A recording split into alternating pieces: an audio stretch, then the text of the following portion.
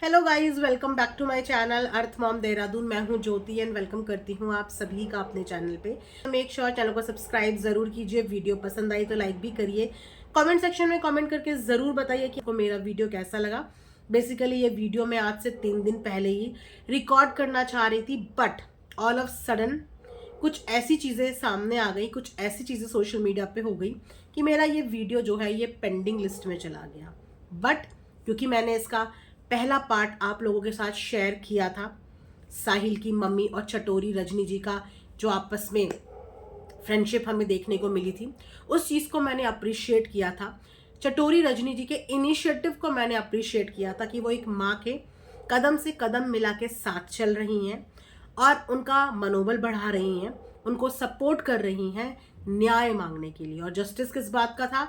जो parent minor बच्चों के हाथ में बड़ी बड़ी गाड़ियों की चाबियां थमा देते हैं, उनके अगेंस्ट में साहिल की मम्मा का जस्टिस, जिसमें चटोरी रजनी जी ने सहयोग दिया।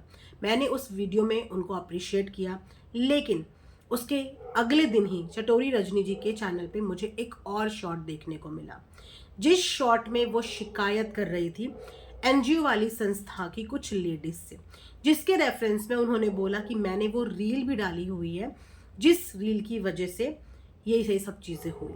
तो आप लोगों को बताती हूँ कि माजरा क्या था। मांजरा ये था कि जिस वक्त पे चटोरी रजनी जी साहिल की मम्मी से मिलने के लिए उनके घर पे गई हुई थी, उसी वक्त पे वहाँ पे एनजीओ संस्थान की कुछ लेडीज भी गई हुई थी, जो साहिल की मम्मी से कुछ क्वेश्चंस कर रही थी उनके बेटे के साथ हुई दुर्घटना के बारे में, और साहिल की मम्मी उन चीज़ों का जवाब दे रही थी।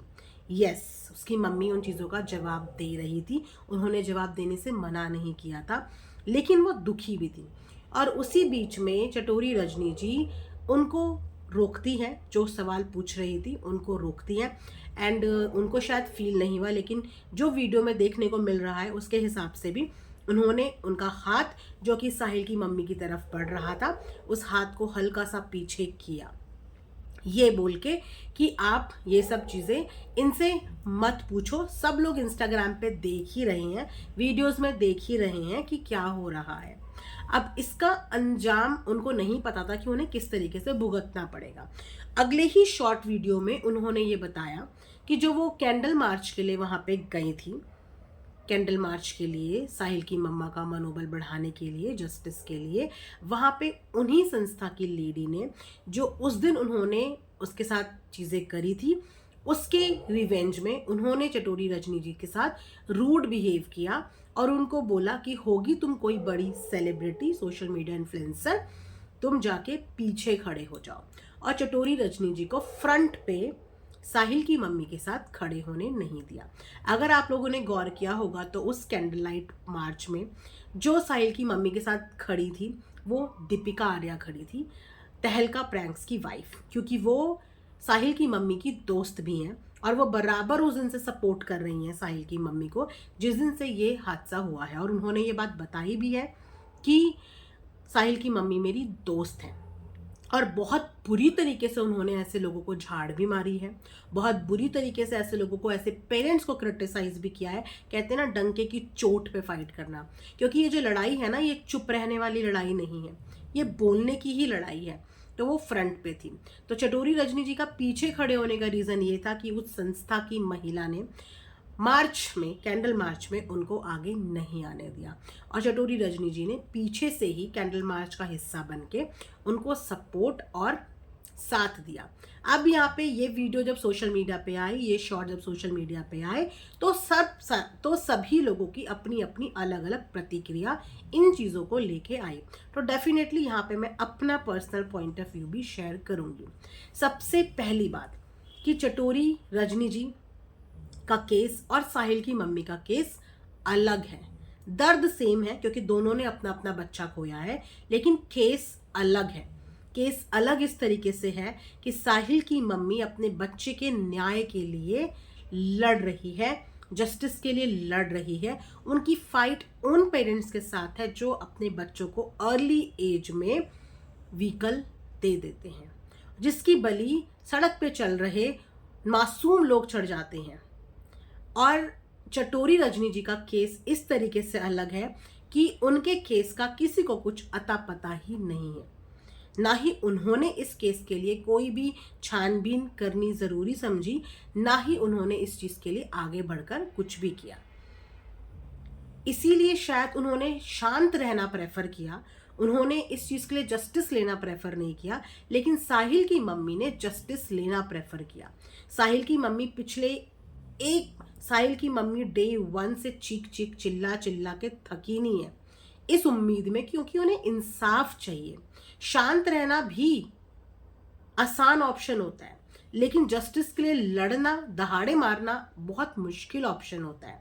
तो चटोरी रजनी जी इस कंडीशन से गुजरी ही नहीं, क्योंकि उन्होंने अपने दर्द के लिए एक सेकंड ऑप्शन चुना, वो था साइलेंट रहने वाला ऑप्शन।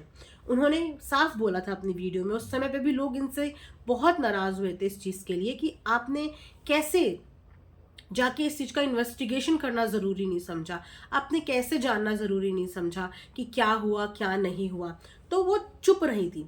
इसीलिए शायद जब एनजीओ वाली सवाल जवाब कर रही थी तो उनको अनकंफर्टेबल लगे वो सवाल, क्योंकि वो साहिल की मम्मी की जगह नहीं है, उनको चुप रहना पसंद है। लेकिन साहिल की मम्मी जवाब देके थक नहीं रही हैं। उन्होंने अभी तक इस बात की शिकायत नहीं करी कि मुझसे सवाल मत पूछो, उन्होंने सिर्फ बोला है कि मुझे सपोर्ट करो, मेरा साथ दो। और जब कोई इंसान लीगल कार्रवाई के लिए जाता है ना, तो उसे टेप रिकॉर्डर की तरह हजारों बार बजना पड़ता है, हजारों बार। हर इंसान को अपनी आप बीती अलग अलग तरीके से दोबारा तिबारा चौबारा रिपीट कर करके बतानी पड़ती है। और ये साहिल की मम्मी ने खुद चूज करी है अपनी ये फाइट, अपने बेटे के लिए साहिल की मम्मी ने खुद चूज करी है। लेकिन चटोरी रजनी जी को ऐसा बिहेवियर, मेरे को ऐसा लगता है कि उनके साथ नहीं करना चाहिए था, संस्था वालों के साथ, क्योंकि संस्था वाले इस चीज में साहिल की मम्मी की मदद ही कर रहे हैं। इन्फ्लुएंसर्स 1 दिन आते हैं, 2 दिन आते हैं, उसके बाद वो लोग अपने अपने कंटेंट में बिजी हो जाती हैं। लेकिन ये जो एनजीओ वाले होते हैं ना, ये इंसान का कदम कदम पे जब तक उसे जस्टिस नहीं मिलता तब तक उसका साथ देते हैं। वो सोशल मीडिया इन्फ्लुएंसर्स नहीं होते एनजीओ वाले, वो हेल्प करने के लिए आते हैं। लेकिन अगर आप उन्हीं से झगड़ लोगे या उन्हीं से आप लोग कंप्लेन करोगे तो फिर वो किसी की मदद के लिए आगे क्यों आएंगे। चटोरी रजनी जी को चुप रहना आता है, वो चुप रहना जानती हैं। अपने बेटे के टाइम पे वो बहुत ट्रॉल हुई, बहुत लोगों ने फेसबुक पे अलग अलग पेज भी खोले जहाँ पे उनके बारे में बहुत कुछ बोला जाता था। उन्होंने उस समय पे चुप्पी धारण कर ली। तो क्या इस वक्त पे भी उनको ये शॉर्ट बनाना चाहिए था? वो तो किसी परिवार का साथ देने वहाँ पे गई थी, वहाँ पे कंट्रोवर्सी करने नहीं गई थी, वहाँ पे शिकायत करने नहीं गई थी कि मेरे साथ क्या हुआ, कि मुझे पीछे क्यों कर दिया। एग्जैक्टली चाहे आप किसी को सपोर्ट आगे से करो चाहे पीछे खड़े होके करो, सपोर्ट तो सपोर्ट होता है, लेकिन ये मुद्दे से डाइवर्ट करने वाली बात हो जाती है। जहाँ पे सारा फोकस अभी साहिल को जस्टिस दिलाने में है, वहाँ पे ये एक वीडियो डाइवर्ट कर सकती है ऑडियंस को कि चटोरी जी के साथ ऐसा व्यवहार हो गया। एक तरीके से चटोरी जी को सिंपैथी मिल जाएगी और डाइवर्ट हो जाएगी पब्लिक साहिल वाले केस से। मुझे लगता है कि चटोरी रजनी जी को इस तरीके का शॉट नहीं बनाना चाहिए था, क्योंकि ये मुद्दे से भटकाने वाली चीज़ें हो जाती हैं। वैसे भी वो बहुत सहनशीलता है उनके अंदर, बहुत सहन शक्ति है, वो बहुत सारी चीज़ों का गम अपने अंदर लेके बैठ गई। तो ये अगर किसी ने उनके साथ कर भी दिया था, तो अगर इस चीज़ पे वो शांत रहती इस वक्त पे और सिर्फ साहिल की मम्मी का सपोर्ट करती, किसी से शिकवे शिकायत नहीं करती, तो शायद ज़्यादा बेटर होता उनके लिए, राइट। क्योंकि चटोरी रजनी जी भी उनका साथ और सपोर्ट सिर्फ एक मार्च पास्ट के लिए या 1-2 बार उनसे मिलने जाने के लिए ही कर सकती हैं, लेकिन कानूनी प्रक्रिया में उनका साथ कई हद तक एनजीओ वाले, संस्था वाले लोग कर सकते हैं। इन लोगों में बहुत ताकत होती है, बहुत यूनिटी होती है। अच्छे अच्छे केस कभी कभी सॉल्व हो जाते हैं जब पावरफुल एनजीओ वाले सामने आते हैं। तो डेफिनेटली हो सकता है कि चटोरी रजनी जी के ऐसे बिहेवियर से उनको ये फील हुआ हो कि उनके साथ रूड बिहेव हुआ है। कभी कभी हमें नहीं पता चलता कि हमारी कौन सी बात किसको रूड लग जाए, लेकिन सामने वाले को वो रूड लग गई। अगर उसे रूड लगी है तो उसका मतलब कहीं ना कहीं आपके नेचर में कुछ ऐसी रूडनेस उन तक पहुंची है।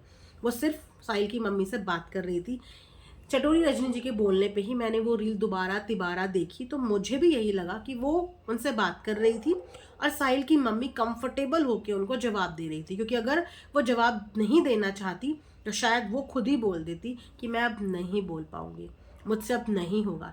लेकिन उन्होंने ये बैटल खुद चूज किया है और उनको बोलना पड़ेगा, हर बार हर इंसान से बोलना पड़ेगा। तो वो उस वक्त पे वहाँ पे बोलने के लिए रेडी थी, लेकिन चटोरी जी ने इंटरप्ट किया तो किया, ये ऑफ कैमरा बात थी, किसी को पता भी नहीं चल रहा था, किसी को भनक भी नहीं थी। लेकिन कैंडल मार्च से आने के बाद उन्होंने जब ये शिकायत वाला शॉट डाला कि ऐसे ऐसे किसी संस्था की लेडी ने मेरे साथ ऐसा किया, मुझे जाके पीछे खड़ा कर दिया, तो आप ऐसा लग रहा था जैसे कि शिकायत करने आ गए।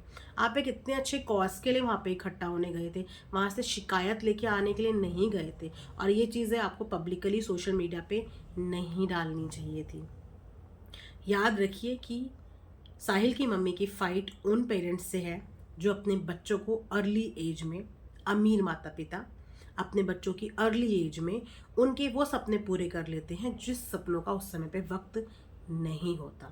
तो दोनों का दुख एक है कि दोनों ने बेटा खोया है, लेकिन दोनों की कंडीशंस, सिचुएशन अलग अलग थी और दोनों ही अपने बैटल अलग अलग तरीके से लड़ रहे थे।